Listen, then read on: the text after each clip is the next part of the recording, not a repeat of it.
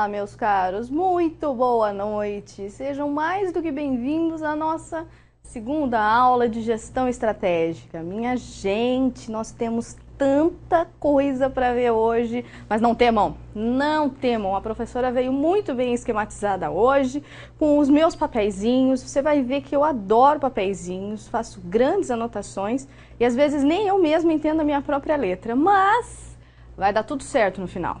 Então hoje a gente precisa fazer aquela finalização da unidade 1, partir para a unidade 2 e 3. Então essa é a nossa agenda, hein? É aquilo que eu espero ao final das 10 horas e 50 minutos que a gente consiga atingir. Então, peço a participação de vocês quando vocês tiverem alguma dúvida, algum comentário, porque estratégia, a gente precisa falar alguns exemplos. E depende dos setores. Então, eu preciso da colaboração de todos também, tá? Se vocês lembrarem de algum exemplo, além daqueles que a professora já lembrou. Então, antes de começar, a gente precisa retomar um pouquinho do que ficou faltando na aula passada. Então, o que a gente precisa falar? A gente estava falando na aula passada sobre as escolas do pensamento estratégico. Então, a gente falou que existem 3 escolas prescritivas e várias outras escolas da escola descritiva. Cada uma delas tinha uma característica, cada uma delas podia ser incluída dentro de uma estratégia da empresa, independente do momento em que ela se encontra, tá? Então, quando a gente fala de estratégias que estão focadas na estratégia, na escola prescritiva, a gente está falando de coisas que são mais planejadas. E se são coisas mais planejadas, você sabe mais ou menos, com certeza absoluta, o que vai acontecer. Então você tem qual é o plano, qual é o objetivo, da onde você sai e aonde você quer chegar. Então com a escola de prescritiva a gente tem uma coisa mais planejada. Então a gente faz um plano, a gente cria objetivos para a empresa, metas, e a gente tenta encontrar uma forma de alcançar esses objetivos e essas metas. O problema é que esses objetivos que a gente levantou, em alguns momentos eles podem ser mais estáticos, ou seja, eles podem ser mais focados num ponto. E aí você espera que a empresa mantenha os mesmos objetivos e as mesmas estratégias para daqui 5 anos.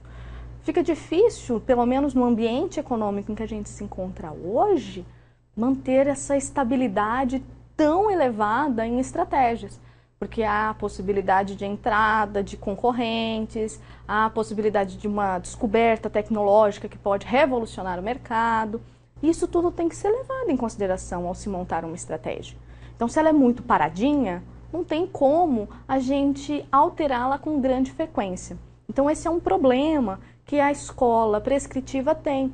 Ela é muito estática. E por ser muito estática, ela não consegue acompanhar a dinâmica, por exemplo, do que acontece no meio em que a empresa se insere. Mas isso não significa que nenhuma empresa hoje, em 2014, ela nunca vai utilizar uma estratégia da escola prescritiva. Eu trouxe alguns exemplos para a gente falar de alguns momentos em que as empresas elas utilizaram esse tipo de estratégia, tá? Da escola prescritiva, seja ela de design, planejamento ou posicionamento. A gente vai ver mais ou menos o que elas falam, o que algumas empresas que utilizaram, tá? Então, por elas serem planejadas, às vezes fica difícil da gente colocá-las em prática, porque a gente sabe quais são as metas, mas fica difícil colocá-las em prática, porque a gente cria metas muito amplas e que não envolvam todas as áreas da empresa. Então fica mais difícil de uma empresa colocá-la em prática, quando ela adota só, única e exclusivamente, a escola prescritiva para montar a sua estratégia. Então, o que, na opinião da professora, deveria ser feito? Uma mistura. Então, você deveria considerar os pontos favoráveis de cada uma das escolas para poder adotar a sua estratégia, tá? E geralmente, quando a gente fala de estratégia, a gente fala de também empresas novas que estão começando. Então, o empreendedorismo, ele utiliza muito de planejamento para as estratégias para que ele possa saber exatamente o que vai acontecer. Então, ele, de alguma forma, ele acaba sendo um pouco mais prescritivo, porque ele faz planejamentos logo no começo. Mas depois ele acaba mudando de acordo com a sua cultura. Lembra da escola empreendedora. Então, que é uma visão mais descritiva, que consequentemente é o oposto da escola prescritiva, que é muito estática, muito planejada. Então, a escola descritiva, ela vai ser mais dinâmica. E por ela ser mais dinâmica, ela consegue ser alterada com mais frequência. Você consegue alterar os objetivos da empresa, as estratégias, como ela vai fazer para atingir aquilo que ela espera de uma forma mais fácil, mais rápida, tá? E ela vai se adaptar, então, a tudo o que acontece em relação à empresa, sejam fatores internos ou fatores externos. O problema é que, por ser tão dinâmica, ela não vai te contar como faz para chegar aonde ela quer. Qual foi a meta que a empresa estabeleceu, qual é o objetivo que ela tem. Então, fica difícil a gente entender quanto que vai custar para fazer e colocar aquela estratégia em prática. E fica difícil ainda entender quais são os critérios que eles precisam ser melhorados e fortalecidos dentro da empresa. Porque ela é muito genérica, ela é muito dinâmica, ela altera-se a todo momento. Então, é possível que nós tenhamos estratégias em empresas que mesclem as coordenações de todas essas duas escolas, tá? Aí a professora trouxe alguns exemplos, mas como a minha mente não está lá muito essas coisas, o que nós precisamos, que eu trouxe vários papéis, tá? Não reparem nos meus papeizinhos. Então, ó, na escola prescritiva, em alguns momentos da sua história, a Natura utilizou-a, a Mitsubishi e as empresas do Grupo X. Então, onde que as empresas do Grupo X, que são as empresas do Eike Batista, elas utilizaram isso? Possivelmente na escola de posicionamento, para se colocar no mercado, entender como ele atuava, tá?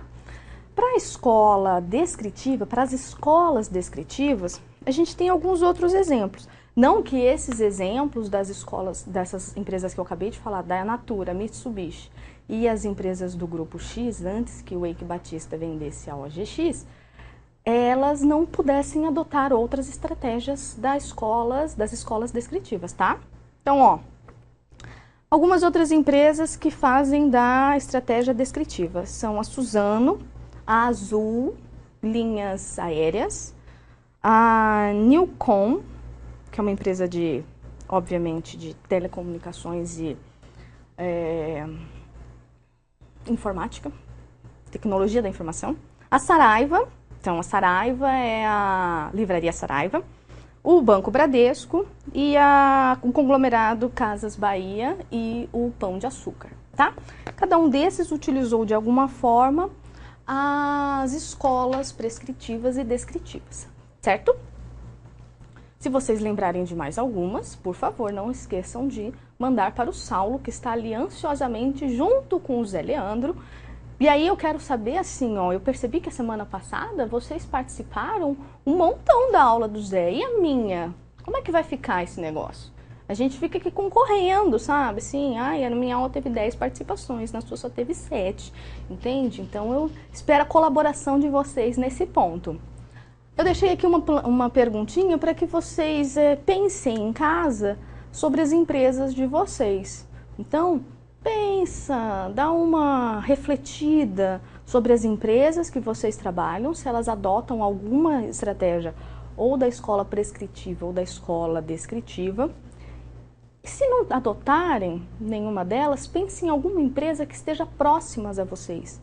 Por exemplo, que vocês tenham acesso, ou não necessariamente um acesso assim, de efetivamente entrar na empresa e saber quais são as estratégias dela, porque estratégia de empresa, elas são difíceis de serem dadas assim, para as pessoas.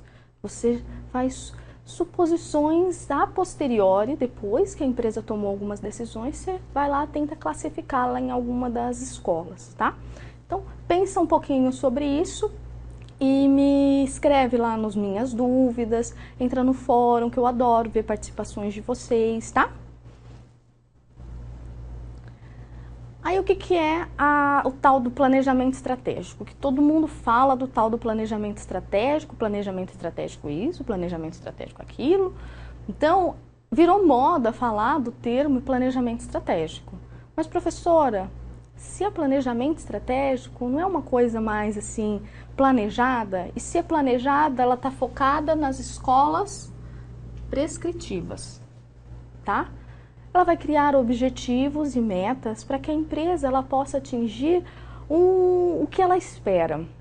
Então a gente vai ver hoje que a empresa ela precisa transformar visão e missão em objetivos estratégicos que vão gerar a estratégia da empresa para que ela possa alcançar as metas, tá? Então, é o caminho, lembra? Não pode esquecer da primeira aula, a estratégia ela é o caminho, não é o objetivo, não é o final. Então, aqui no planejamento estratégico, nós vamos ter certos planos que podem ser colocados em práticas, só que em ambientes mais estáveis, tá? Então, não pode ser em ambientes que sejam muito dinâmicos. A gente sempre vai esperar que esses ambientes, tanto dentro da empresa, como os ambientes externos a ela, que a gente já vai ver o que significa, eles sejam mais estáveis, eles sofram menos alterações. Mas, professora, esse negócio de ser mais estável e mais ser de longo prazo, ele é difícil para uma empresa. Então, na verdade, quando ela fala que ela está fazendo planejamento estratégico, ela está montando qual é a sua gestão estratégica? Exato. Então, gestão estratégica foi um termo escolhido que envolve as escolas descritivas, tá? E ela vai mostrar como que a empresa ela vai planejar, implementar e controlar essas estratégias. Então aqui a gente está falando de uma coisa que é mais dinâmica. E ela exige o quê? Ela exige que a empresa adapte essa gestão estratégica dinamicamente. Então ela não pode criar uma estratégia e colocá-la em prática de forma restrita. Tem sempre que haver modificações, tá? Porque o ambiente em que ela se insere, ele é mais dinâmico. Então, não pode esquecer, planejamento estratégico é como se a gente tivesse feito uma dicotomia entendendo o quê? Entendendo onde é que a empresa quer chegar. Então, onde é que a empresa quer chegar? Nós queremos chegar ao final do semestre, do primeiro semestre de 2014, nós queremos chegar com um índice de aprovação de 100% de todos os alunos do curso de gestão de tecnologia da informação. Todos os cursos, tá? Todos os módulos, 100% de aprovação. Como que a gente vai fazer para chegar lá? Essa é a nossa meta, o que é onde a gente quer chegar. Está dentro do planejamento estratégico. O que a gente faz para chegar lá também faz parte do planejamento estratégico, vai ser o nosso plano, tá? Então vai ter todas as metas que a empresa ela vai colocar para que ela atinja esse objetivo. No caso, 100% de aprovação de todo mundo de GTI, tá? E ela possibilita, nesse caso, um certo uso de criatividade. Para quê? Para que a gente possa construir essa estratégia para atingir um objetivo. Então, o que seria possível para que todo mundo tivesse aprovação ao final do semestre, nos 2 módulos? Todo mundo feliz, assim, ó, 100%, ninguém ficou para trás. A gente pode, por exemplo, estimular o estudo. Como você faz para estimular um estudo? Dando incentivos. Que tipo de incentivos?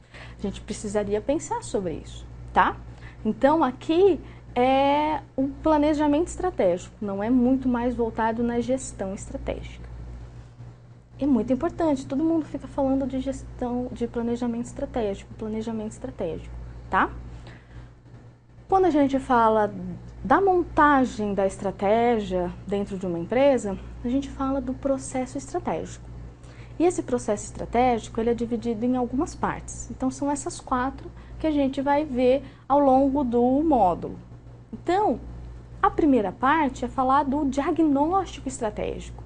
A gente vai ver daqui um tiquinho que diagnóstico estratégico é entender como que a sua empresa está, como que o mercado está, quais são os pontos que vão favorecer a empresa no mercado interno e no mercado externo, Mercado interno e externo, eu estou falando assim, dentro da empresa e fora da empresa, não mercado exterior, assim, de estrangeiro, de buscar outras formas de fazer internacionalização das empresas. Aqui eu estou falando em entender como que a empresa vai se colocar naquele mercado, o que ela tem de bom e o que ela pode melhorar, assim como o mercado tem de bom e o que o mercado tem de fraqueza que a gente poderia utilizar. Tá? O que o mercado pode ameaçar a nossa empresa. Então a gente vai aprender daqui um tiquinho o que é o diagnóstico estratégico e algumas das ferramentas, uma ferramenta muito importante, assim, tipo, muito importante que a gente usa para fazer esse diagnóstico. Ele é muito importante também, esse diagnóstico, quando a gente vai abrir o próprio negócio. Então criar um negócio novo, ele exige que você faça um diagnóstico daquele ambiente que a empresa vai se inserir. Depois do diagnóstico, a gente tem um planejamento estratégico. Então, quais são os possíveis tipos de estratégia que a empresa pode ter de acordo com a missão e a visão que ela montou. Na aula que vem, a gente vai ver um pouquinho sobre a implantação das estratégias e como controlá-las. Então, aqui no controle, vocês já viram um conceito, que é o Balance Scorecard. Então, a gente vai ver na aula que vem um pouquinho sobre isso, tá? Então, vamos em frente, que atrás vem gente. O que é o tal do diagnóstico, então, estratégico, professora? É nada mais, nada menos do que entender como é que a empresa está de verdade. Ó, o real é importante. Se é importante, põe um xizinho, passa a canetinha amarelinha assim bonitinha para ficar bem destacado, porque você tem que fazer uma análise real do que a empresa tem. De bom, em termos internos, e quais são os pontos que ela precisa melhorar para que a gente entenda direitinho como é que a nossa empresa funciona. E a gente precisa também saber como é que está essa dinâmica no mercado. Então, o mercado está favorecido, não está, tem renda, não tem, aquela empresa que eu estou querendo montar, vai dar certo, não vai? Eu tenho um setor específico para isso, ele está aquecido, tem muita empresa, tem pouca. O que você tem de ameaça? As empresas que já estão lá, elas já são conhecidas há muito tempo no mercado e, portanto, a minha empresa vai ter mais dificuldade para interagir. Então, a gente precisa saber o que acontece dentro da empresa e o que acontece fora dela, porque ela está inserida no mercado, tá? A gente precisa saber tudo o que acontece, tanto dentro como fora. Para isso, a gente precisa utilizar de um processo que tem que ser mais integrado.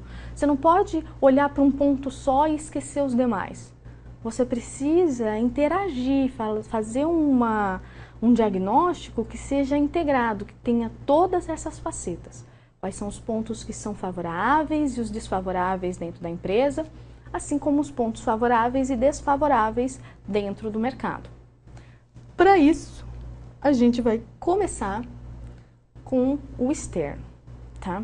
A gente sempre começa com o externo, porque assim a gente primeiro precisa ganhar conhecimento sobre aquele mercado. Se nós já estamos instalados no mercado, por exemplo, a Nestlé, se ela já está instalada no mercado brasileiro, por ser uma multinacional, a gente precisa frisar isso muito bem, a gente precisa fazer com que ela saiba qual é o ambiente em que ela vai se instalar. O momento brasileiro atual, ele está favorável para que a gente construa uma nova empresa dentro do Brasil. Não, vamos todos nos mudar para a produção, para pegar todas as empresas, né, brasileiras e fazer uma multinacional na Ucrânia. Tá? Então, aqui é tentar encontrar como que está o ambiente fora da empresa, como é que estão os clientes. A gente tem muitos clientes, poucos clientes. Esse cliente tem renda? Quantos fornecedores a gente tem? Como é que está essa dinâmica? Vai conseguir ser interessante colocar aquela empresa? Existe uma faixa etária que vai comprar do nosso produto, que não vai? Como que vai ser? Tá? Então, quando a gente faz uma análise externa, a gente sempre vai ver quais são as ameaças e quais são as oportunidades que estão no mercado. Então, ameaça. O próprio nome já diz, professor, a ameaça é aquilo que vai te fazer mal. Vai fazer mal para quem? Para a empresa. Pode ameaçar o crescimento ou a sobrevivência da empresa. E tem como ela controlar isso? Não tem, professora. Por que não tem? Porque não depende dela, depende do mercado, depende dos concorrentes, depende da quantidade de renda que está sendo colocada naquele momento, depende das políticas do governo. Então depende de um monte de coisa que não é, que a empresa não tem como dar opinião. Não tem como falar assim, não, vamos esquecer esse ponto aqui assim, ó, vamos tirar o governo, vamos tirar os concorrentes e pronto, nós vamos estar sempre sem ameaças. A gente precisa saber quais são as ameaças das empresas, assim como a gente precisa saber quais são as oportunidades que o mercado oferece. Por isso que o empreendedorismo ele surge com grande intensidade agora no Brasil, porque o mercado tem muitas oportunidades, tá? Então essas oportunidades, elas precisam ser vistas pelos gestores, por todos os gestores e pelas pessoas que estão colocando um negócio num primeiro momento, tá? E aqui, tanta coisa escrita para a professora falar tão rápido assim, né? E aqui a gente precisa, quando a gente fala desses fatores mais externos, do que o mercado está mostrando para a empresa, a gente vai dividi-los em 6 forças, que são forças no ambiente externo, são macroforças, tá? Então, quando a gente fala de macroeconomia, a gente está falando de agregar todo mundo e falar de uma coisa só. Então, dentro de uma região, qual é a renda daquela região? Dentro de uma região, qual é o nível de emprego que a gente tem ali? Então, a gente precisa entender esses fatores para a empresa. O primeiro deles é demografia, tá? Que não ficou muito bom. Demografia. Então, o que é falar da demografia? Qual é a faixa etária da população que a gente tem? Como que está o crescimento populacional? Está crescendo, não está? Crescimento populacional vira trabalhador. É importante a gente saber isso. As pessoas elas são mais de um gênero do que do outro. Isso é importante para a gente tomar uma decisão de uma empresa. As pessoas estão migrando muito daquela cidade ou daquela região para outra. Por quê? Quais são os fatores, tá? Então isso vai influenciar nas decisões das empresas para elas poderem tornar as suas estratégias mais palpáveis. Assim como os fatores econômicos, eles também vão influenciar. Por que os fatores econômicos eles também vão influenciar? Você precisa saber qual é a renda que tem naquela região, se vai ou não ser aceito aquele produto que você está colocando. Você precisa saber se as pessoas elas gastam dinheiro hoje ou se elas guardam esse dinheiro, se elas têm uma taxa de poupança. Você precisa saber se as pessoas estão muito endividadas ou pouco endividadas. Então, isso vai influenciar na estratégia da empresa.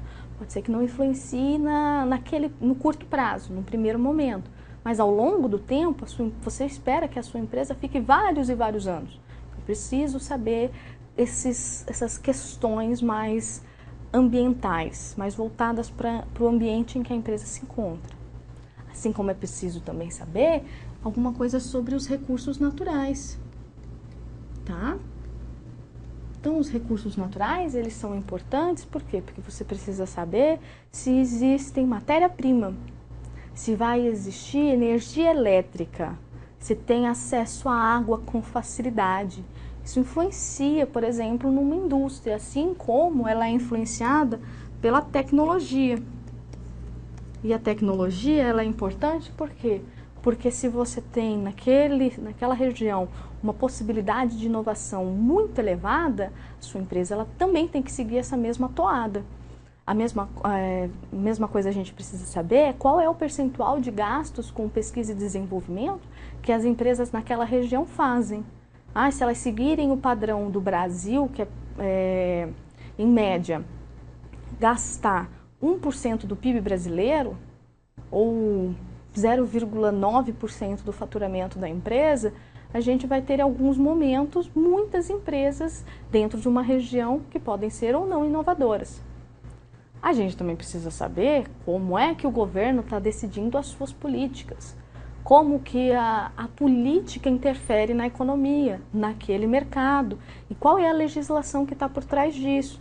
Então a gente precisa saber esses pontos, assim como a gente também precisa saber quais são todos os fatores socioculturais que estejam envolvidos no mercado, porque é a sociedade que vai comprar seu produto. Você precisa saber se a sociedade ela gosta de ter um resultado de curto prazo ou um resultado mais de longo prazo. Ela quer retribuição instantânea ou não? A satisfação daquelas pessoas ela está elevada ou não? Como que elas estão em termos culturais e sociais? Isso tudo influencia nas decisões estratégicas da empresa. Assim como as decisões internas da empresa, elas também influenciam. E quando a gente fala de interno, a gente fala de saber quais são os pontos fortes e os fracos que a empresa tem.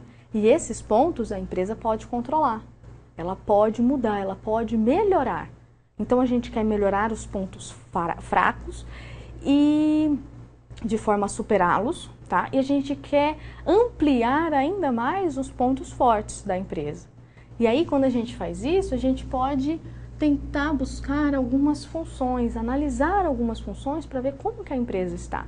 Então, a gente pode ver como ela está em termos de marketing, como é que é a saúde financeira dela, então como é que está o fluxo de caixa dessa empresa. A gente pode saber como que ela está produzindo, se ela está gastando demais, se os custos de produção estão muito elevados ou não, o que ela pode fazer para reduzi-los, sem ser cortar pessoal num primeiro momento, tá?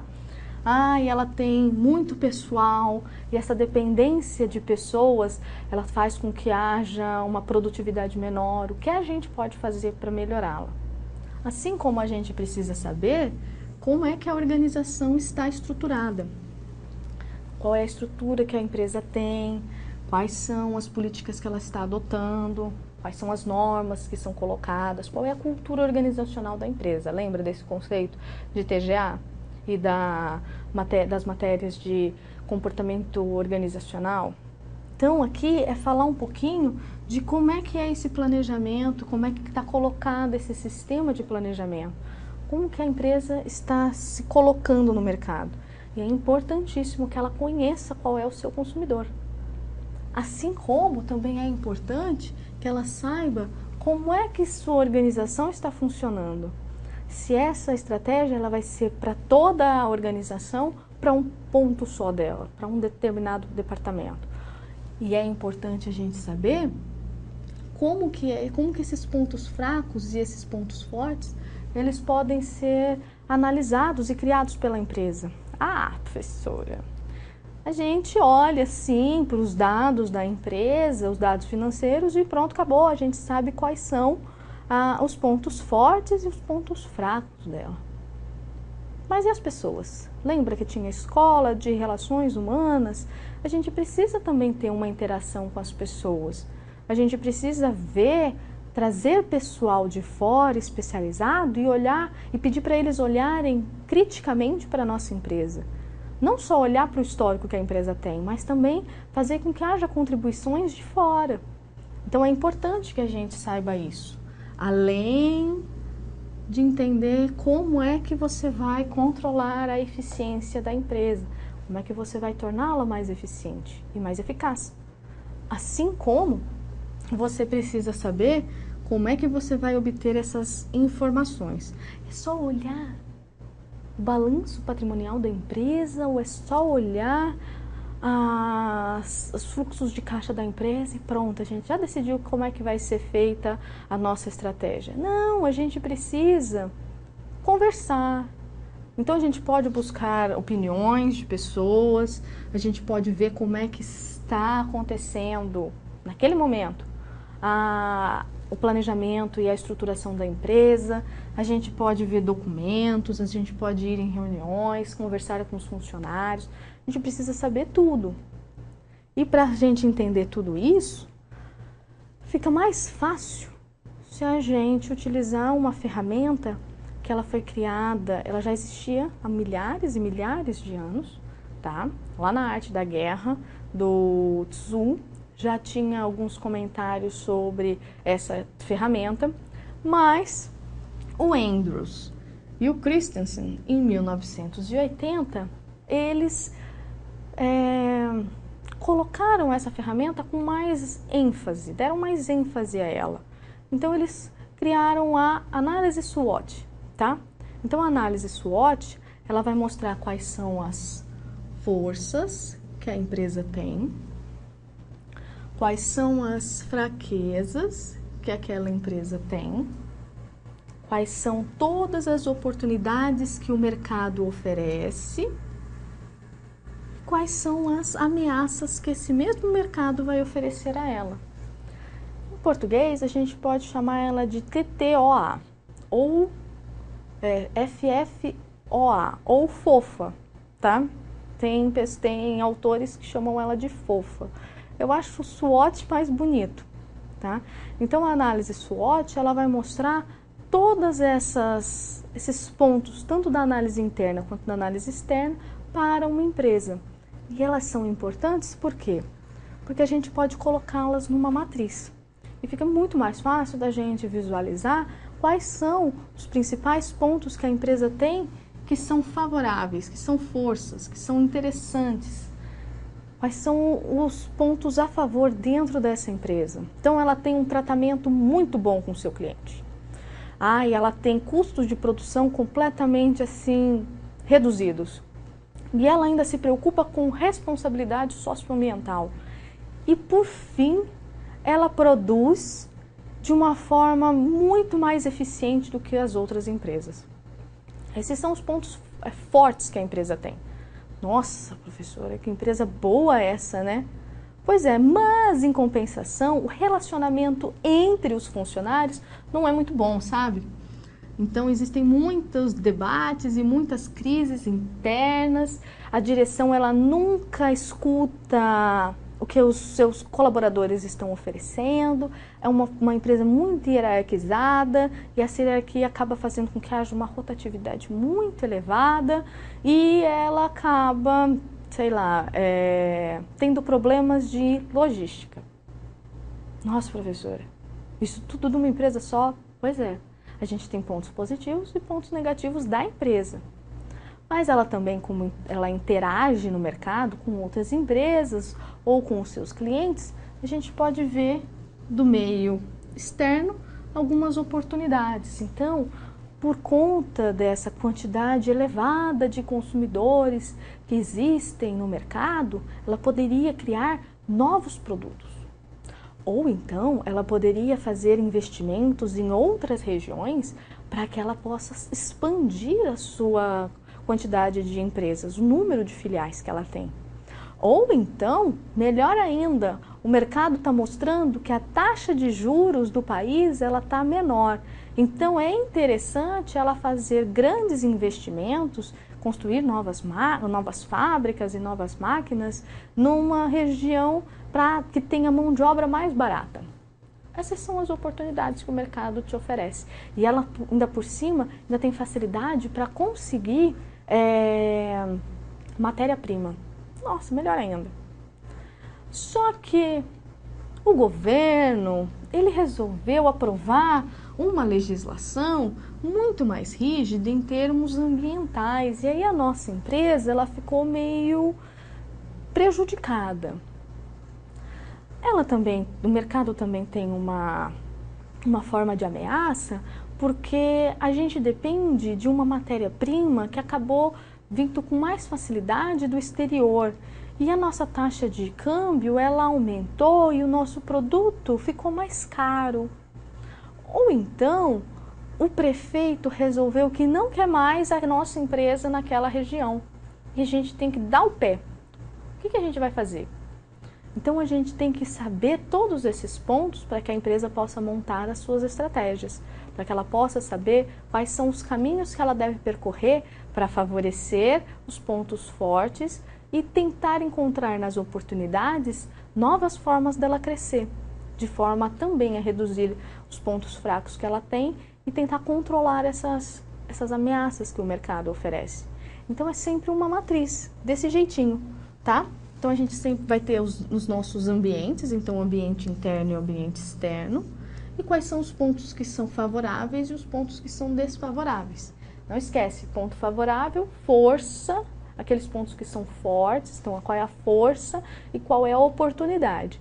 Pontos desfavoráveis, quais são as fraquezas e quais são as ameaças que a empresa tem.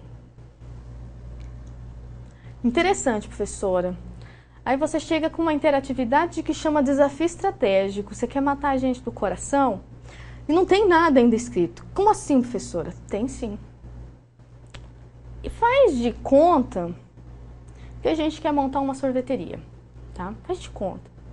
E ainda nessa nossa sorveteria que a gente quer montar, a gente vai chamar ela de Delícia Gelada.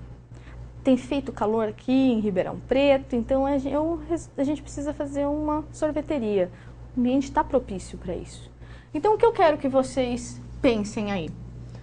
Se a gente vai montar essa empresa e ela vai chamar Delícia Gelada e vai vender sorvete, o que a gente precisa saber antes de montar a empresa?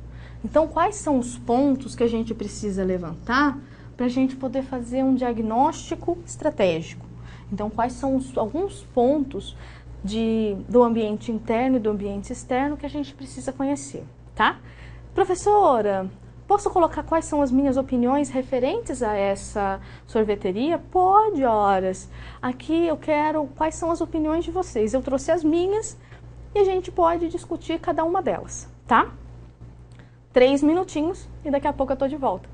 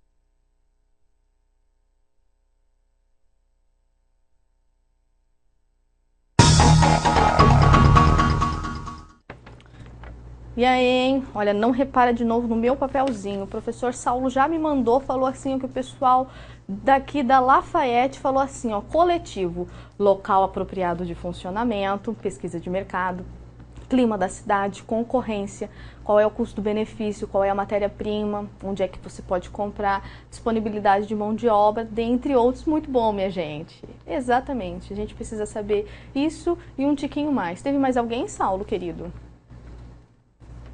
Olha só, teve. São José do Rio Preto falou assim, ó, seria um local, o clima do local, né, temperatura, faixa etária, demografia, então quantidade de pessoas na região, opções de entretenimento, para ver se existe alguma concorrência, renda per capita, se tem escola nos arredores, isso é importante, se tiver escola nos arredores é melhor ainda, que vai que os alunos eles podem sair no intervalo e tomar um sorvetinho na nossa empresa. Tem mais alguém?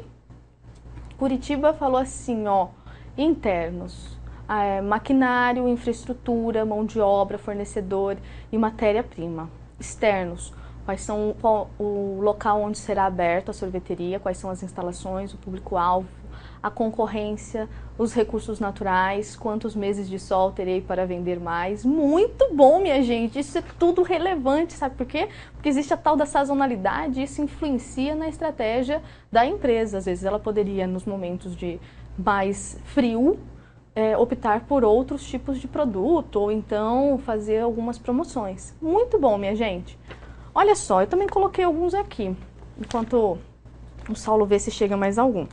Então eu coloquei assim, ó, tem um ambiente limpo, vai ter um atendimento impecável, a gente tem qualidade no sorvete, a gente tem custo de operacional muito baixo, a gente conhece ou não esse mercado, a gente já tinha aberto uma sorveteria antes, a gente resolveu abrir num outro lugar. Ou então, a gente tem muita criatividade para criar sabores, mas, em compensação, a gente tem que saber como é que a empresa vai estar endividada ou não, quais são os investimentos que ela pode fazer, quais são os trabalhadores que ela vai contratar, quantos concorrentes a gente tem, se a economia está aquecida ou não, se a gente tem possibilidade de depois exportar esse nosso produto, se o governo ele tem incentivos às micro e pequenas empresas, se existe muito desemprego, muita inflação, se o crédito está difícil, se existem novos concorrentes, se essas mudanças climáticas que vocês acabaram de falar, para saber quantos meses que a gente tem de temperaturas quentes, para que a gente possa vender mais, se os impostos são elevados, se existe perda do poder aquisitivo dos clientes, e a gente precisa saber se existem produtos que são substitutos ao sorvete. A gente já vai ver o que são produtos substitutos, tá? Mas pensa assim, etanol e gás são substitutos para a gasolina, tá? Em 1973 não existia nenhum desses, só a gasolina, e hoje a gente tem diversos tipos de combustíveis renováveis e outros tipos de combustível para concorrer com a gasolina. E o pessoal lá de São José dos Campos falou assim, ó, força são as variedades, a ameaça a gente tem que ver quais são os concorrentes e a fraqueza qual é a mão de obra especializada. Muito bom, minha gente, estou gostando de ver que vocês estão assim buscando alguns exemplos sobre a nossa empresa, Delícia Gelada. Ela vai com a gente até o final do módulo para que vocês não deixem ela sozinha, desamparada, para que ela possa criar assim raízes e a gente possa vender vários e vários sorvetes, tá? Continuando essa parte mais focada nessa estrutura de entender como é que está o mercado, fazer o diagnóstico estratégico, a gente precisa falar um pouco do ambiente competitivo da empresa. Pois é, a gente precisa, sabe por quê? Porque a gente precisa saber como é que a gente vai criar vantagem competitiva naquela indústria, naquele setor. Então, nosso setor é o setor de sorvetes, tá? Então, se a gente vai... alimentação, né? Fabricação de alimentos e bebidas, se a gente estivesse falando das classificações do país. Mas, faz de conta que a gente está falando do setor de sorvetes só. Então, como é que a gente vai criar vantagem em relação aos outros? que nada mais é do que a vantagem competitiva. Então, a gente tendo essa preferência pelo atendimento ao cliente, a gente tem uma qualidade superior, a gente tem um custo reduzido, isso tudo é criar vantagem em relação aos seus concorrentes, em relação ao ambiente em que a gente se encontra, tá? Então, quando a gente fala de vantagem competitiva, isso é muito importante, assim, tipo, muito importante. Nós estamos falando de como é que você vai conseguir manter um desempenho muito mais favorável, muito mais elevado do que os seus concorrentes. O que você faz? Ah, professora, então na nossa empresa de sorvete, a Delícia Gelada, além daquele atendimento impecável e da inovação em sabores, assim, existem sabores de tudo quanto é tipo, gênero, gosto, vontade. Pensei num sorvete de jaca, tá lá, na nossa sorveteria tem. Então, todos esses diferenciais, eles acabam trazendo vantagem competitiva para a empresa. E eles são sempre fatores que vão facilitar a nossa oferta, a relação que a gente vai ter com o mercado, tá? Então, diferenciar, criar coisas que sejam meio que únicas, elas acabam trazendo vantagens em relação aos mercados, aos concorrentes que fazem parte daquele mercado.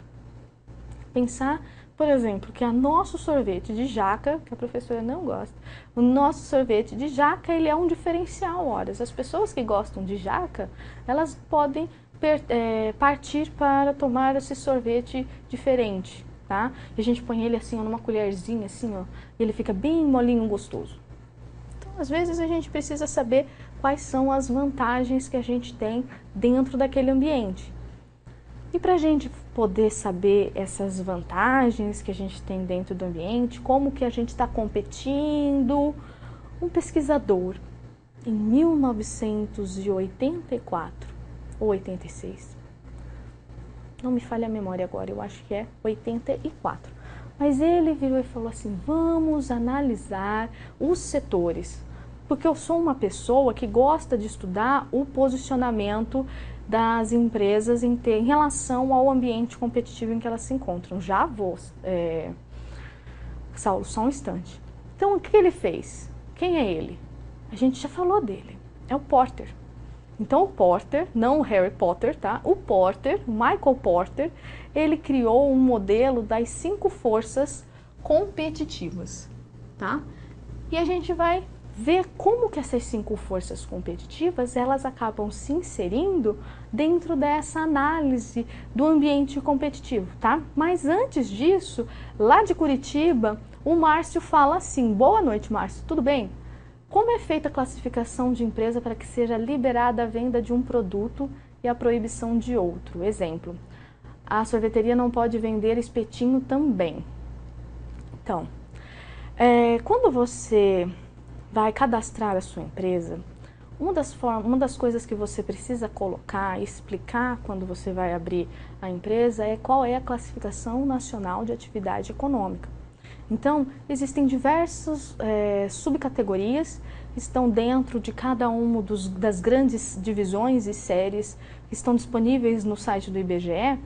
E aí, com base nisso, de acordo com as opções, com o setor, o ramo que você escolheu, você pode colocar ou não a venda do bendito do espetinho na sorveteria.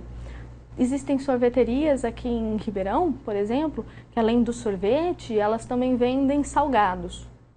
E elas têm uma área específica para os sorvetes e é para aproveitar a demanda nos meses mais frios, que aqui em Ribeirão quase não tem, elas também aproveitam e vendem salgados para que elas possam diversificar um pouco dos produtos. Mas não é que existe uma proibição de qual é o tipo de produto que você está vendendo. Existe qual é a categoria em que você se insere. Então, você tem que segui-la. Tá, Márcio? Aí fica ao cargo do que você escolheu. E você está dentro do setor de fabricação de alimentos, de produtos alimentícios e bebidas. Dentro desse setor de fabricação de produtos alimentícios e bebidas, você tem diversos setores.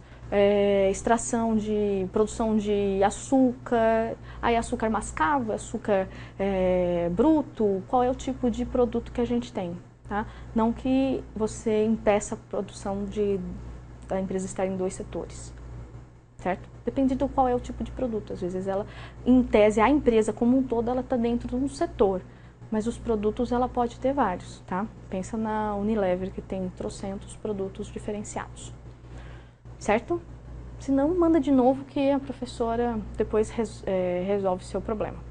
Então, ó, quais são as 5 forças que o Porter ele determinou para entender como é que a competitividade e a competição acontecem dentro de um setor. Então, o Porter ele estava preocupado com a indústria, tá?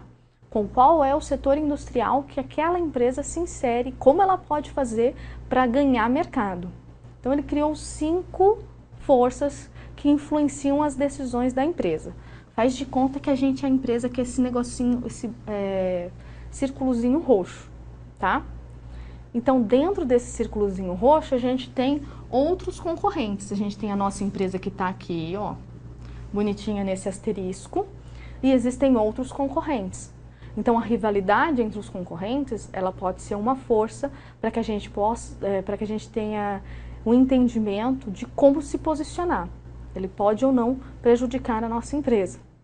Assim como saber como que os fornecedores eles atuam, se a gente tem muitos fornecedores, poucos fornecedores, se eles têm muito poder para colocar os preços que eles querem ou não, a gente precisa também entender isso, porque isso vai influenciar na estratégia que a gente vai adotar do determinado produto. Assim como a gente precisa saber como é que os clientes, cadê os clientes? Aqui. Que os clientes, eles vão reagir ao nosso produto. A gente vai vender para uma pessoa só, para uma outra empresa. Esse produto que a gente está colocando, ele vai ser para uma pessoa ou para diversas pessoas? Essas diversas pessoas, elas estão em localidades distintas, no mesmo mercado, o que vai influenciar? Elas têm como falar qual é o preço que elas querem comprar? Ou a gente tem como colocar um preço que seja de acordo com os nossos custos e o lucro que a gente quer? Ah, mas a gente também precisa saber, professora, se existem produtos que são substitutos. Então, pensa na maçã argentina e na maçã nacional. Maçã argentina e maçã nacional são no todo maçã. Mas a maçã argentina, se ela estiver mais barata, a gente vai parar de comprar maçã nacional e comprar maçã argentina porque ela está mais barata. Ou vice-versa. Então a gente precisa saber quais são os produtos que são substitutos ao nosso. Assim como a gente também precisa saber se é fácil entrar nesse mercado ou não. Porque se for fácil de entrar nesse mercado, a gente vai acabar tendo problemas. Então é possível que a gente crie barreiras para impedir a entrada de outras empresas para concorrer com a gente, tá? Então, a professora colocou aqui bem detalhadinho o que é cada uma dessas forças. Então, vou começar assim pelos rivais. Então, quem é o concorrente? Professora, precisa ser só concorrente direto? Então, existem outras sorveterias. Sim, mas a gente só compra sorvete na sorveteria? Ou a gente pode comprar sorvete no mercado, nas padarias, nas mercearias, se elas tiverem aqueles freezers. Então, o sorvete, a gente precisa levar em consideração não só sorveterias que estejam próximas à localização, mas também outros concorrentes que vão concorrer de forma indireta, não só de forma direta, tá? O que a gente vai fazer para ser melhor do que eles? A gente precisa fazer alguma coisa para ser melhor do que eles. Chamar atenção. A gente tem um dia para cada tipo de sorvete. Então, assim, de segunda, quarta e sexta, os sorvetes eles são com mais ênfase nos sorvetes de frutas. Terça, quinta e sábado, os sorvetes eles estão mais focados em misturas diferenciadas. Cada um dos dias eles vão ter um sabor diferente. E no domingo a gente mistura todo mundo junto e aquelas pessoas que quiserem sorvete têm várias opções e elas podem tomar o sorvete que elas quiserem. Sai da praça, vai dar uma voltinha, passa na sorveteria, toma um sorvetinho, vai para o cinema, vai para casa, vai fazer o que você quer. Então a gente precisa saber o que a gente vai fazer de diferente para ser melhor do que eles.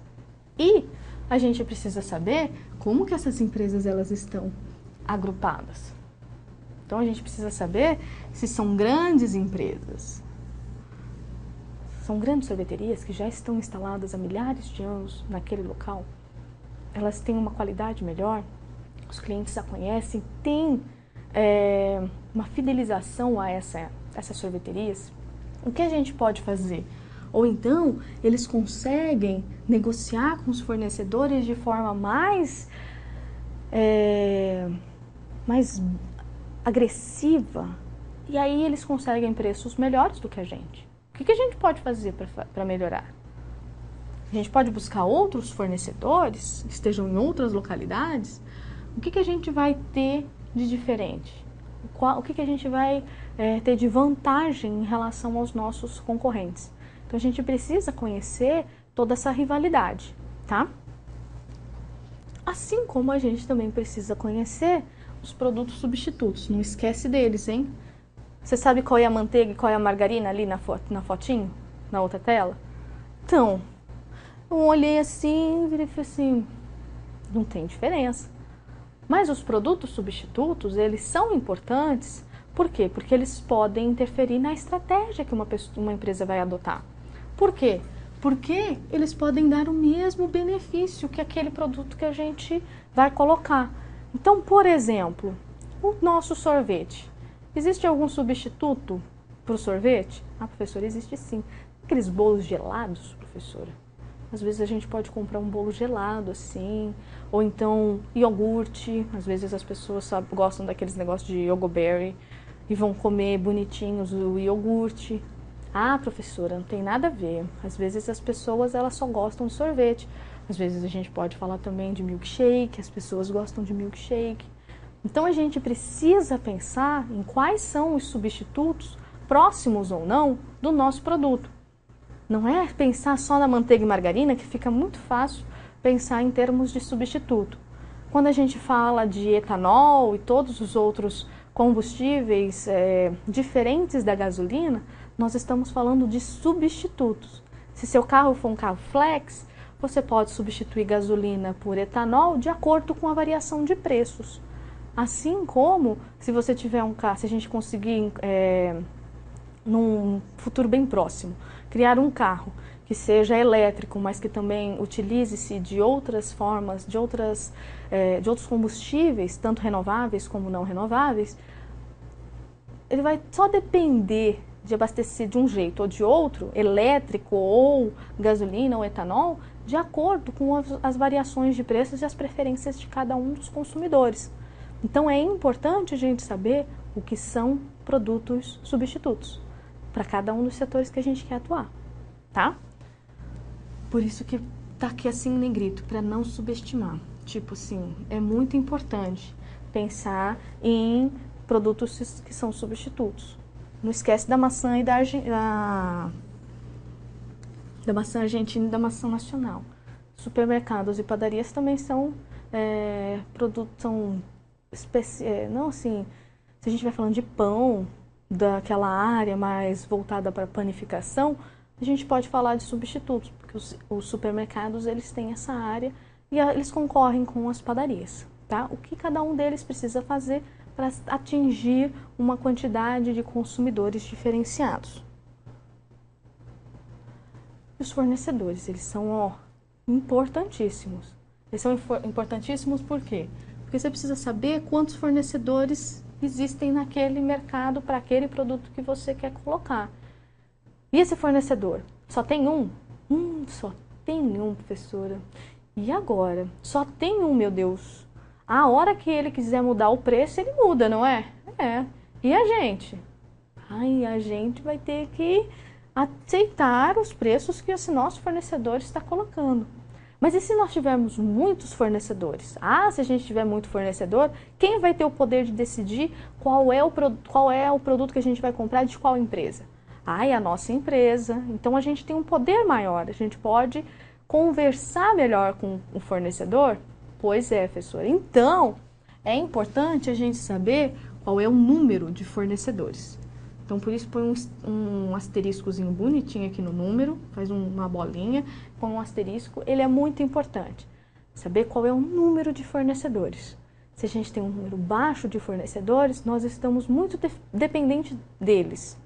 E se nós estamos dependentes deles, eles podem alterar a nossa estratégia de acordo com alguma variação que eles façam, por exemplo, em preços, em tempo que eles gastam para entregar o produto e assim vai, tá?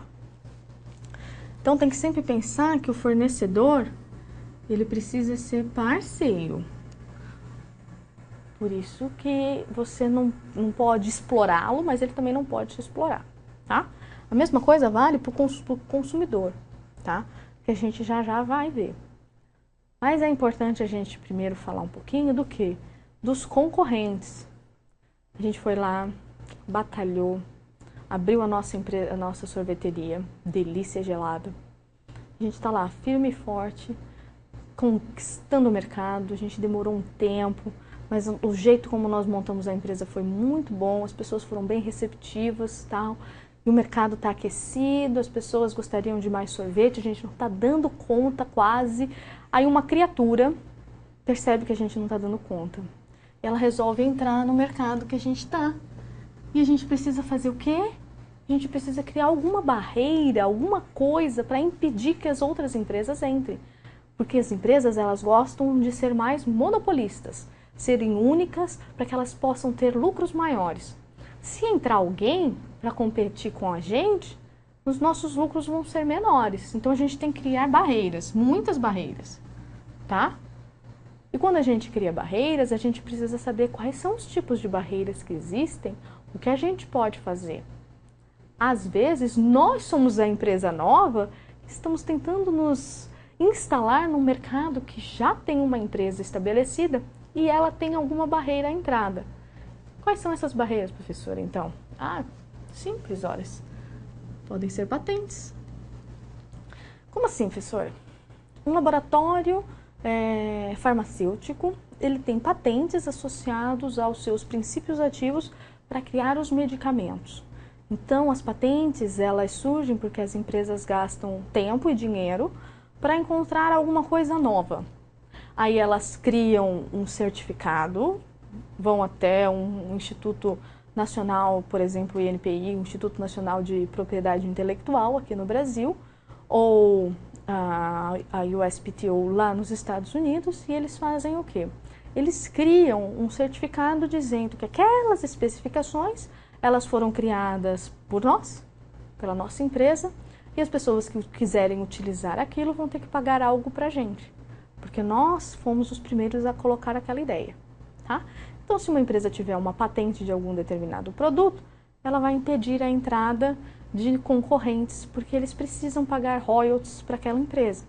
Assim como, quando a gente abre mão de direitos autorais para poder fazer um livro, um CD, um filme, aquele filme só pode ser feito por aquela empresa que foi a ganhadora, entre aspas, do direito autoral, só pode ser escrito, só pode ser publicado por aquela livraria, por aquela editora, e só pode ser colocado para venda por aquele estúdio de música, tá? Então, quando a gente fala de direitos autorais, de vender direitos autorais, nós estamos falando de criar uma barreira. Você já pensou? Pensa assim, ó. Existem livros do mesmo autor, o mesmo livro, em diversas editoras? Não tem. Não tem. Se não tem, é porque ele vendeu o direito autoral e ele está criando uma barreira com outras editoras, tá? Marca forte, a pessoa já está lá há muito tempo e ela registrou essa marca, portanto, ela tem uma possibilidade de criar uma barreira à entrada. Ou então ela tem contratos de exclusividade com os fornecedores, aí os fornecedores eles só oferecem recursos e matéria-prima para aquela empresa, e aí se entrar uma outra empresa concorrente não tem para quem pedir para que haja essa quantidade de produtos de matéria-prima que são utilizados. Então aqui a gente pode ter problemas, tá? A gente pode criar barreiras, impedir que as empresas entrem. Existem outros exemplos também, tá? Que podem levar em consideração essa criação de barreiras. O governo acha que é bom só ter aquela empresa. Então ele vai lá e cria um setor específico para aquela empresa e cria uma lei dizendo que só ela pode atuar. Ai, mas os custos, eles são muito elevados. Por serem muito elevados os custos, você cria barreiras para impedir que outras empresas entrem. Existe alguma outra empresa que entrega cartas no Brasil a não ser o correio? Não, professora. Pois é. Porque os custos de logística, de entrega de cartas, elas são tão elevadas, mas tão elevadas, que elas acabam sendo focadas numa única empresa. Não que eu esteja falando que não existam outras empresas de entregas de mercadorias, de encomendas. Isso existe no Brasil. Mas de cartinha mesmo, aquela que chega na sua casa para você pagar da fatura do cartão de crédito. Então, quem entrega? Não é um mocinho de roupinha amarelinha e boné azul do correio? Então, é uma barreira que ele está criando, tá? Assim como algumas regiões, elas criam barreiras à entrada de outros concorrentes por meio de criação de monopólios, tá? E os clientes, por fim, que eles são muito importantes, como é que eles conseguem mandar ou desmandar? Mandam muito? Conseguem decidir qual é o preço que eles querem? Mandam pouco? Existem muitos clientes, a gente pode vender para todo mundo. Então, na nossa empresa de sorvetes, a gente não quer vender sorvete só, ainda nesse momento, a gente não quer vender sorvete só para um grupo de pessoas. A gente quer vender para vários, tá? A gente só está começando a montar a nossa empresa. A gente precisa saber que se a gente tem um pequeno número de clientes, a gente vai ter um grande problema. Porque esse cliente ele pode mandar no preço que ele gostaria de receber. Por isso que a gente não pode vender produtos só para um tipo de consumidor. A gente precisa diversificar. É aquela história. Você não põe todos os ovos na mesma cesta. Porque se tu cair, os ovos todos se quebram e você fica sem ovo para fazer bolo, torta, sorvete, se tiver algum sorvete de uva. Então, fica difícil colocar todos os produtos para um único cliente ou uma quantidade de clientes muito pequena, porque assim você fica preso. Então, é importante que haja diversificação. Aí, ó, se a gente fizer uma análise dessas 5 forças, e vejam bem, não é parecida com analisar quais são os pontos fortes, os pontos favoráveis e desfavoráveis do macroambiente, entender o que está acontecendo no ambiente que a empresa se insere? Sim, mas também não depende de alguns pontos que são focados na empresa? Também, professora. Então, é analisar como que ela vai interagir dentro do meio em que ela se encontra. Portanto, é preciso entender que se essas 5 forças elas estiverem associadas, a gente vai ter lucros naquele setor, lucratividade, elas vão trazer lucratividade. Mas isso não significa que você precisa só manter aqueles fatores, aquela lucratividade. Você precisa criar uma vantagem, uma posição mais favorecida do que ela, do que a junção dessas 5 forças.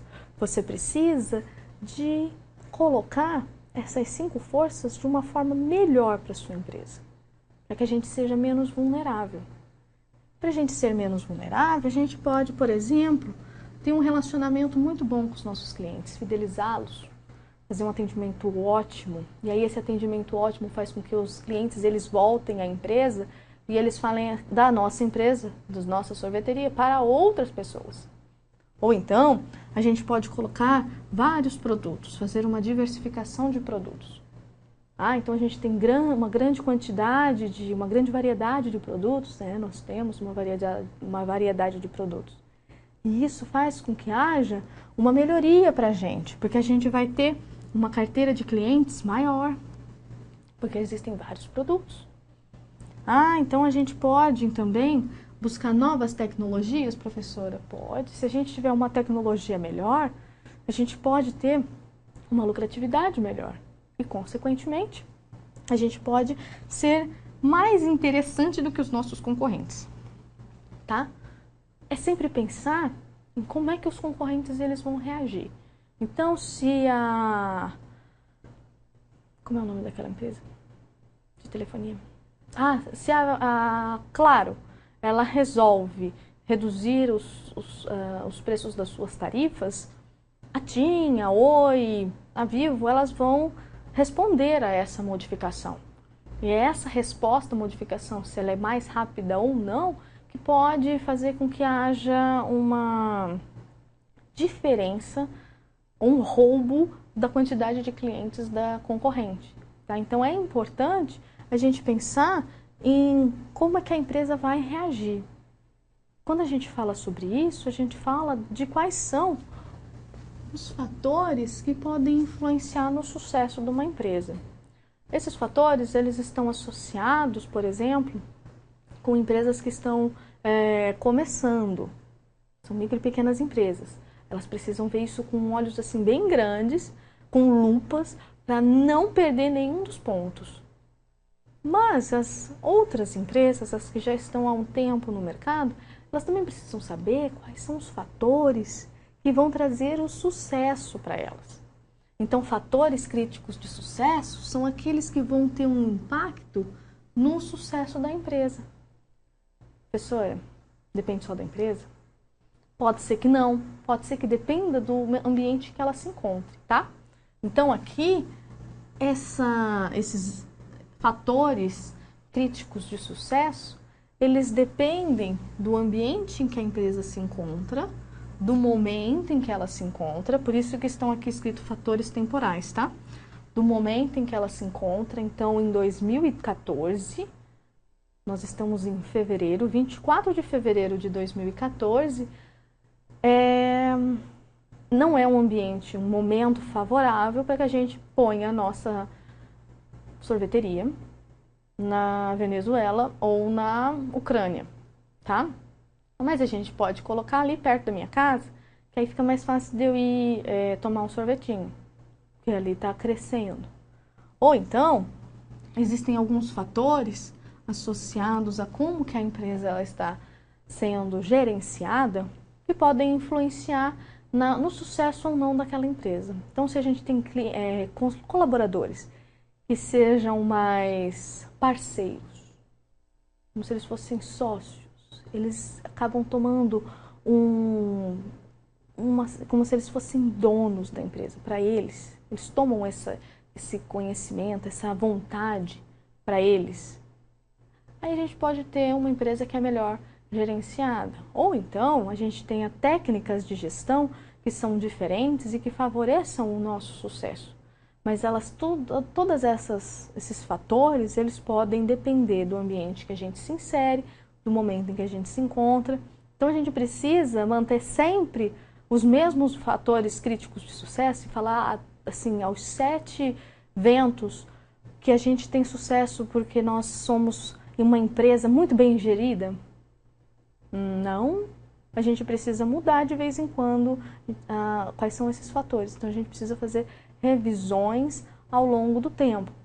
Então, por exemplo, além do tempo, das mudanças temporais que podem acontecer, ou as mudanças mais acidentais, a gente não previa que haveria um aumento, por exemplo, da taxa de juros. Isso fez com que a nossa dívida ficasse mais elevada. Portanto, a nossa empresa ela está menos líquida do que antes. Ah, tá. Tudo bem, professor.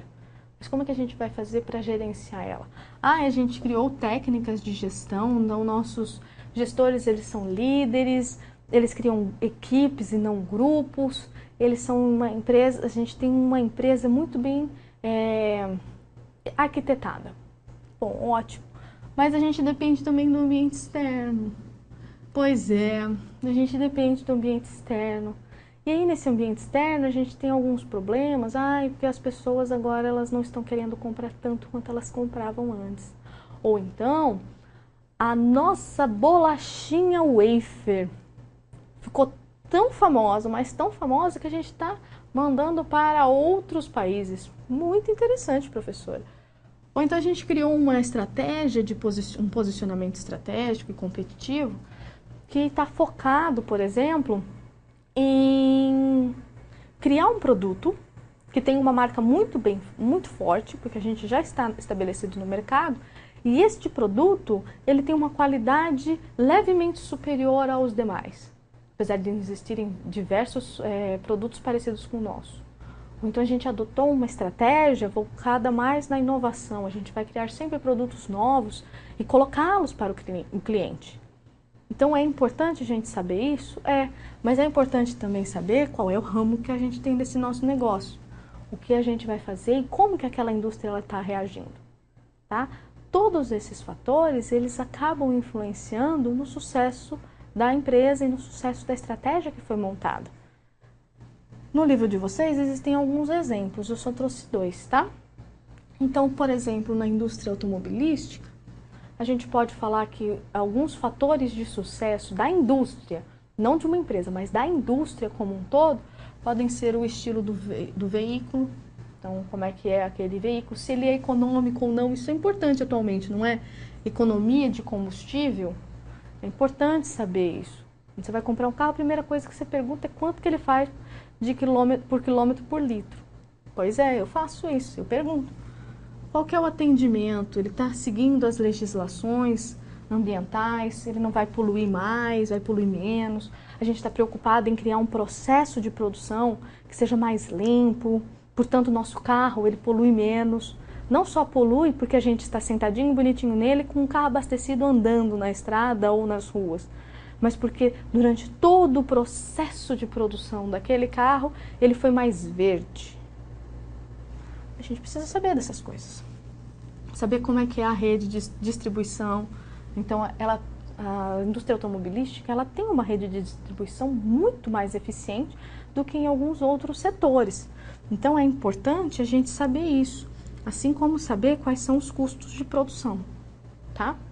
No caso da indústria de alimentos, a gente precisa saber se a gente consegue ter uma propaganda muito bem feita e se a gente consegue distribuir esse produto de forma correta, eficaz, tá? E se a gente tem capacidade para criar novos produtos, porque as pessoas elas não vão comer sempre cereal matinal daquele jeito que se comia cereal matinal em 1900 e bolinha. As crianças elas gostam de outros tipos, então a gente precisa criar produtos diferentes. A gente precisa ter capacidade para criar novos produtos ou melhorar os produtos que já existem, tá? Aí eu trouxe mais um desafio estratégico para vocês. Na opinião de vocês, vai. A opinião de vocês é a opinião de vocês. Quais são os fatores críticos de sucesso que a gente poderia falar da nossa sorveteria Delícia Gelada? Pensa aí, tem certo e errado? Ai, professora, de acordo com aquilo que a gente falou antes, isso? Pode ser, de acordo com aquilo que vocês falaram antes. Quais seriam os fatores de sucesso, os fatores críticos de sucesso para essa nossa sorveteria, tá? Pensa aí por mais 3 minutinhos e daqui a pouco eu tô de volta.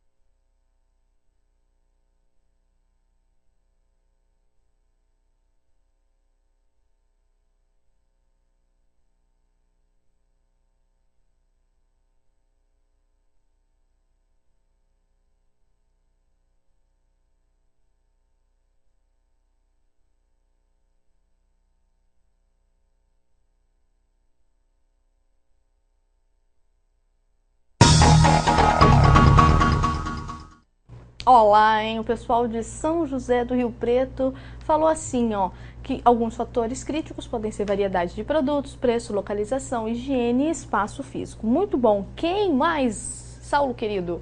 Aham, o Leandro Tutor, de Jundiaí, falou assim que a Thailand, o Thailand e o Luiz responderam. Variedade de sabores, forma de atendimento, localização e fornecedor de matéria-prima. Muito bom, pessoas. Quem mais, Saulito? Olha, o pessoal lá de São Paulo, Paraíso, o Milton e o grupo falaram assim, ó, o clima, a qualidade do produto, qual é o atendimento, a localização e a apresentação do produto. Muito bom. Teve mais alguém? São José dos Campos falou assim, qualidade do produto e no atendimento. O Marcelo, o Wesley e o Alessandro. Ótima resposta, pessoas. Muito bom, hein? Então, vocês falaram basicamente tudo que eu coloquei aqui, então não vou mais precisar do meu papel. Então, ó, Curitiba falou assim, ó, um sabor inovador. Eu tinha colocado isso lá, gente. Ponto de vendas bem situado, preço baixo e qualidade, atendimento impecável. Muito bom, meus caros alunos de Curitiba. Teve mais alguém? Santo André. O pessoal de Santo André falou assim, ó, que a qualidade de matéria-prima, um ponto estratégico, o clima, por ser um produto sazonal, diversificar o leque de produtos oferecidos. Ótimas considerações, meus caros. Eu tô vendo que vocês estão pegando a manha da montagem de estratégia, hein? Tô gostando de ver. Então, ó, agora a gente vai falar um pouquinho do planejamento estratégico, tá? O que é esse tal desse planejamento estratégico, professora? É pegar aquilo que a empresa tem, só que criar metas e objetivos de longo prazo, tá? Então, é fazer assim, ó.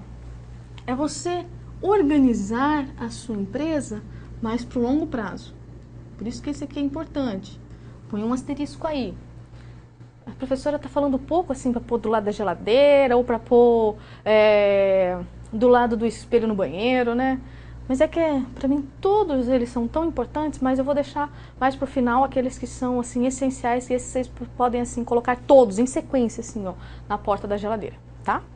Então, ó, aqui é para você saber esse planejamento estratégico, ele vai ajudar a gente entender qual vai ser o nosso posicionamento competitivo. O que a gente vai fazer, tá? Como é que a gente vai se portar no mercado? E para isso, a gente precisa saber que as decisões de hoje na nossa empresa, elas vão influenciar tudo aquilo que vai acontecer lá no futuro. Então, isso significa que a gente precisa entender e colocar isso de uma forma bem clara. Para isso, nós precisamos, dentro do planejamento estratégico, entender as 4 partes que o compõem, tá? Então, a primeira delas é a visão, que a gente vai ver daqui um tico. A gente vai falar um pouquinho também da missão. Eu trouxe exemplos desses 2 casos para vocês, de algumas empresas que a gente utiliza muito no nosso dia a dia.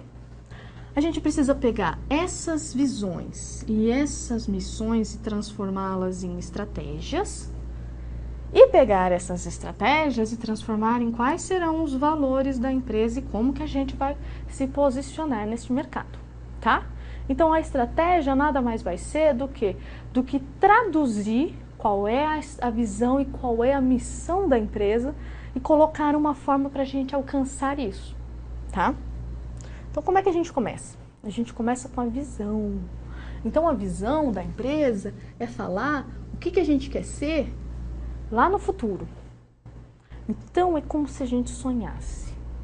Então, o meu sonho é ganhar na Mega Sena. Mas ainda não tem como dar certo isso. Isso é só um sonho. O caso da missão, da visão, é falar o quê? É falar que a gente tem que criar alguma coisa que seja coerente para a nossa empresa. Então, a gente vai ver mais ou menos como que a gente quer se colocar, como que a gente quer ser vista pelas outras pessoas no mercado. Então, a gente vai ser conhecida porque nós somos uma empresa voltada para a sustentabilidade. Ah, então o nosso sorvete, a nossa sorveteria, ela vai ter uma visão mais focada no cliente. que a gente vai ter de diferente? Como é que a gente vai colocar as nossas informações do que a gente quer no futuro para a sociedade? Então, assim, as pessoas elas precisam saber para que veio aquela empresa. Geralmente a gente faz isso na nossa visão, tá? Sempre tem que ser clara, coerente e tem que levar em consideração que a gente pode projetar opções de investimentos no futuro, tá? Tudo que a gente tem de oportunidade. E tem que ser uma forma da gente poder motivar, assim, a empresa a criar as nossas ações e as nossas estratégias para que a gente possa alcançar aquilo que a gente se propôs, aquela nossa visão, o que a gente quer, tá? Então, não esquece, é como se fosse um ponto a ser atingido. Então, olha só, eu trouxe aqui alguns exemplos para vocês, hein? A Avon, meninas, a Avon, a visão dela é o quê? É ser a companhia que melhor entende e satisfaz a necessidade de produtos, serviços das mulheres do mundo todo. Pouco, hein? Então elas entendem tudo, a Avon entende tudo mais um pouco de mulheres, mas não só no Brasil e não só nos Estados Unidos, é no mundo inteiro. Ah, mas aí a Embraer resolveu falar assim, ó, que ela será uma empresa com grandes forças globais no setor aeroespacial. Nossa, é importante, hein? Com lucratividade e níveis de excelência em tecnologia. Ela já tem isso. Ela só está transmitindo isso para a sociedade. Então, a hora que você entra no site, por exemplo, da Embraer, você vê essas informações de qual é a visão da empresa, tá? A Fiat, para as pessoas que gostam da Fiat, a professora não é muito chegada nela. Mas, ó, a Fiat, ela fala assim que ela quer estar entre os principais players, entre os principais agentes, os principais competidores do mercado e ser referência de excelência nos produtos automobilísticos. Humildes eles também, tá? É de todo o setor automobilístico. Não é só na Itália, não é só nos Estados Unidos, é no mundo. Assim como o HSBC também tem a sua visão, ser o melhor grupo financeiro que vai gerar valor para o cliente, para os acionistas e para os colaboradores. Ele está falando de todas as pessoas, só não colocou o governo ali, porque vai que o governo está entre os acionistas. A Gerdau, ela quer ser o benchmarking. Lembra dessa expressão que a gente viu em TGA, benchmark? O que é isso? É ser aquela empresa que é vista pelas outras como aquela que tem as melhores técnicas e estratégias. E tentar pegar aquelas técnicas de gestão e aplicar em todas as suas outras empresas. Então, ela quer ser benchmark para todos os negócios que operam, em todos eles, não só na produção de minério. E a Disney, eu não podia deixar de colocar aqui a Disney, criar um mundo onde todas as pessoas possam ser crianças. Então, essas são as visões. Tá vendo que elas são curtinhas? As visões elas têm que ser mais concisas, elas têm que ser mais coerentes. As visões mais compridas, como a visão da Natura, apesar de englobar um monte de fatores, elas acabam ficando muito extensas. Então, no final das contas, o que a Natura ela está se propondo aqui nessa visão dela? Ela está propondo, de acordo com o seu comportamento empresarial, ela quer mostrar que ela tem produtos e serviços para o mundo e que ela está focada no mundo melhor. De acordo com o quê? Com a relação com o ambiente em que ela se encontra e com ela mesma. Então, ela é uma empresa sustentável. Nossa, professora, ficou longo, né? Ficou. Por isso que quando a gente cria a visão de uma empresa, ela não precisa ser quilométrica. De preferência, ela seja curta, como essas anteriores, tá? Então, ó, elas são mais diretas, elas são curtas, elas envolvem o que a empresa quer para o futuro, o que ela quer, o que ela veio fazer, o que ela está se propondo. Não precisa exagerar na quantidade de palavrinhas. Aí eu trouxe mais um desafio estratégico para vocês. E esse desafio estratégico é para vocês darem sugestões de qual poderia ser a visão da nossa sorveteria. Aí o que eu vou fazer com essas sugestões? Eu quero que vocês vão pensando aí, eu vou continuando, tá? A aula, mas pode ir pensando aí em algumas visões que estejam focadas na nossa linda e maravilhosa sorveteria. Enquanto isso, conforme vocês vão pensando e vão enviando para o Saulo vai colocando aqui e eu vou comentando também, tá? Então, enquanto vocês vão pensando, eu vou falar um pouquinho de missão. O que é a missão da empresa? A missão da empresa é aquilo que a empresa tem, qual é a razão dela ser. O que ela está propondo. Aqui é falar qual que é o tipo de negócio que a gente tem, qual que é o que a gente está colocando naquele mercado, qual é o nosso propósito. É falar assim, ó, é assim que a gente vai ser. Qual que é o jogo que nós vamos jogar? Não, nós vamos jogar pôquer, professora. Tá bom, nós vamos jogar pôquer. E pra gente jogar pôquer, a gente precisa criar estratégias. Assim como a gente, quando vai jogar xadrez, a gente também cria estratégias, tá? E a gente vai falar, na nossa missão, o que a gente veio fazer e o que é e onde é que nós vamos atuar, tá? Então, onde é que esse jogo vai ser jogado. Por isso, ela tem que ser curta. De novo, tá, gente? Tem que ser curta, tem que ser, assim, de no máximo 2 sentenças ou um pequeno parágrafo, coisas, assim, muito extensas. Apesar de serem amplas, elas acabam sendo tão amplas, mas tão amplas, que você não mostra de verdade qual é a razão de ser daquela empresa, tá? Então, o que a gente precisa colocar na missão da nossa empresa? A gente precisa falar qual é a atividade, qual é o ramo de atuação que a gente tem, onde ela vai se localizar, qual é a área geográfica dela, quais são os produtos que ela vai oferecer. Ah, professora, a gente também precisa falar quais são os diferenciais. O que as diferencia das demais? É a sustentabilidade, professora? Pode ser. É a preocupação com a criação de produtos associados ao cliente? Também pode ser, tá? A gente precisa incluir quais são algumas conquistas prévias, que são as principais, tá? Não é para ficar fazendo uma listagem de tudo que a empresa já fez na vida dela. E a gente precisa dizer de forma concisa e interessante o que a empresa vai fazer, qual é a razão dela ser e onde é que ela vai atuar, por que ela vai atuar daquele jeito, tá?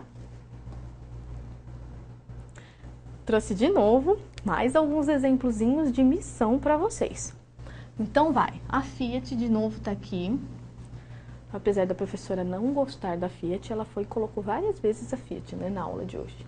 Então, ó, é desenvolver, produzir e comercializar carros e serviços que as pessoas prefiram comprar e tenham orgulho de possuir. Profundo. Então, ela está mostrando, não está mostrando? Que ela vai fazer, ela está mostrando qual é a área de atuação dela. Ela está mostrando o que ela veio fazer, qual é o tipo de cliente que ela quer.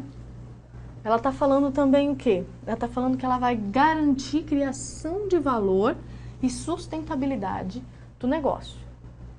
Então, ela está mostrando todos aqueles pontos que a gente tinha colocado. A única coisa que não tem ali nessa missão da Fiat é os pontos principais anteriores. Então, eles precisam ser colocados? Não, a gente vai ver que eles não estão em todos aqui.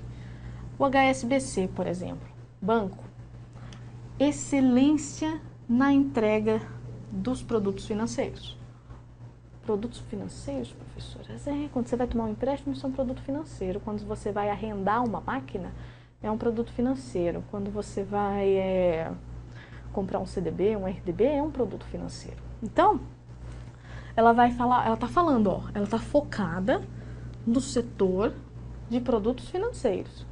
E ela quer ser a melhor nessa entrega, de forma a criar valor máximo para os seus clientes e seus acionistas. Assim como a Gerdau também quer criar valor para os clientes e para todos os stakeholders. Então, porque a gente está falando de acionista, equipe, sociedade, a gente está falando de todos os stakeholders de forma sustentável na indústria do aço. Olha só, aqui está o ramo, hein, da empresa. Muito bom. Então, a missão, até agora, a gente só viu que tem aqueles pontos que estavam lá descritos, muito bonitos. A Natura agora está com uma missão pequenininha, não tá? Em relação à visão que ela tinha colocado.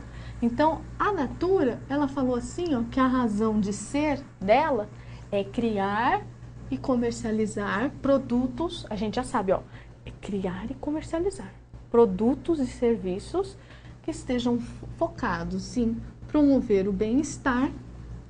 Promover o bem-estar. Podem ser cosméticos, podem ser cremezinhos bonitinhos, maquiagens. Vai criar um bem-estar. E um estar bem. Por que é um estar bem? Aras. Porque as pessoas, elas acabam, se elas têm um bem-estar melhor, elas acabam se transformando, tendo um estado melhor. Então é isso que ela se propõe. Assim como a 3M se propõe a solucionar problemas que não são solucionados de maneira sempre inovadora. Por isso que ela dispõe 30% do período de cada um dos seus funcionários para que eles possam criar novos produtos. E a Apple ela está aqui nessa missão dela, colocando que ela quer trazer a melhor experiência nesses setores para os seus clientes, seus consumidores, de todo o mundo, com inovações nas diversas áreas. Tá? Então, ficou longo, não ficou? Ficou, podia ser mais enxutinha. Então, quando a gente fala de missão e de visão, a gente quer falar o que a empresa está se propondo, quais são os objetivos dela. E a gente, para ela poder saber como é que ela vai se portar no mercado, ela precisa saber também como é que ela vai se posicionar de termos competitivos.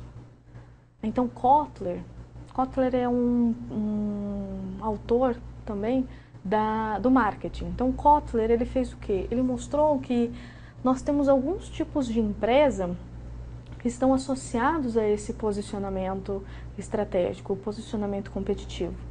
Então, a gente pode ter empresas que são empresas líderes no mercado, que são aquelas empresas que inovam mais, são aquelas empresas que têm a maior participação no mercado. Mas a gente também tem uma empresa que segue essa líder, que nós vamos chamar de empresas seguidoras. Essas empresas seguidoras, elas não estão atacando efetivamente a empresa líder, mas elas buscam concentrar as suas opções de produto de forma a conviver pacificamente com os líderes. Já as empresas desafiantes são aquelas empresas que vão efetivamente desafiar a empresa líder, só que em alguns momentos elas não têm características para conseguir competir no mesmo nível que as empresas que são líderes. E elas acabam criando estratégias que elas não conseguem manter por muito tempo. E existem as empresas que não querem competir com ninguém, que são paz e amor, que são as empresas que estão em nichos. Então, empresas que estão em nichos, elas estão especializadas num determinado ramo, tá? Então, por exemplo, existe uma academia que chama Fit Mommy. É uma academia voltada só para grávidas. Então, são aquelas pessoas aquelas mulheres que estão querendo engravidar, que já estão grávidas ou que já tiveram o seu filho e agora querem voltar ao padrão anterior. Só que elas podem ficar afiliadas a essa academia por no máximo 2 anos. Esse é o tempo. E a hora que chegou os 2 anos? Bola para frente e cada um para o seu lado, porque aí você já não é mais gestante, tá? Então é uma academia específica para gestantes. Existe uma empresa, Doce Vida. Cadê? Tá em algum lugar aqui. Doce Vida. Ela produz o quê? Ela produz e vende produtos farmacêuticos e alimentos que são específicos para pessoas que tenham diabetes. Então, são setores muito específicos, muito próprios. Tem como você comprar produtos se você não for diabético nessa farmácia, nessa empresa? Fica mais difícil. Ela só está específica naquele ramo. E aí, as empresas que estão associadas a nichos, por elas serem paz e amor e não quererem competir com as empresas líderes, elas acabam trazendo produtos que o cliente pode gostar muito mais fácil do que outras empresas, tá? Algumas empresas líderes, por exemplo, são a 3M, são a Monsanto, no setor de agronegócios. A gente também tem como uma empresa de turismo, que a gente sempre pensa, qual é a empresa que você pensa de turismo grande que tenha no Brasil inteiro, que poderia ser considerada uma empresa líder? Ah, é CVC, professora. Pois é. Então, existem diversos tipos de empresas e a cada um desses setores estão associadas empresas líderes, empresas que são seguidoras, empresas que estão tentando desafiar a líder e existem setores específicos que estão focados nos nichos, tá? Eles são importantes, esses tipos de empresas, eles são importantes. Aí esse desafio estratégico, eu vou pedir para que vocês pensem em casa, tá? Porque vai ser a primeira coisa que eu vou falar semana que vem.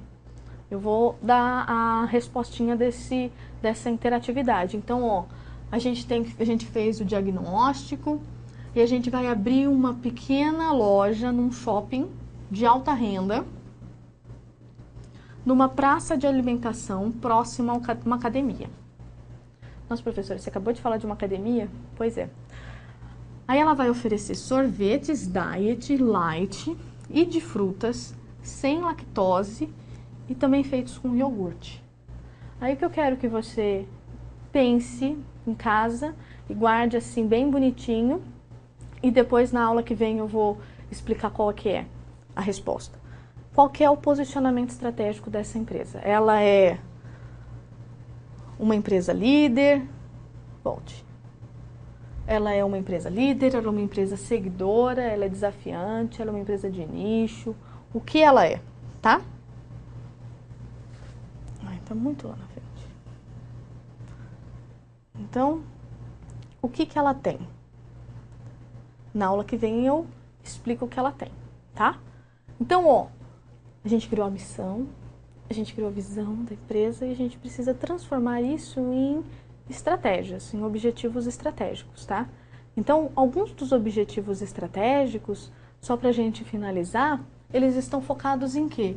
Em transformar essa visão e essa missão em alguma forma da gente agir, da gente colocar em prática uma vantagem competitiva para aquela empresa. Então, a gente precisa desenvolver objetivos que sejam claros, que estejam focados tanto no curto como no longo prazo. Eles têm que ser realistas, a gente não pode ficar sonhando, a professora quer ganhar na Mega Sena, ela não joga na Mega Sena, como é que ela vai ganhar na Mega Sena alguma vez? Tá? Então, tem que criar objetivos que sejam específicos, que sejam claros, que sejam mensuráveis, que eles estejam associados com a visão e a missão da empresa e que eles consigam usar os fatores que a empresa tem. E é importante que a gente saiba que esses objetivos, eles são um fim, é o que a gente quer. Como que a gente vai chegar lá?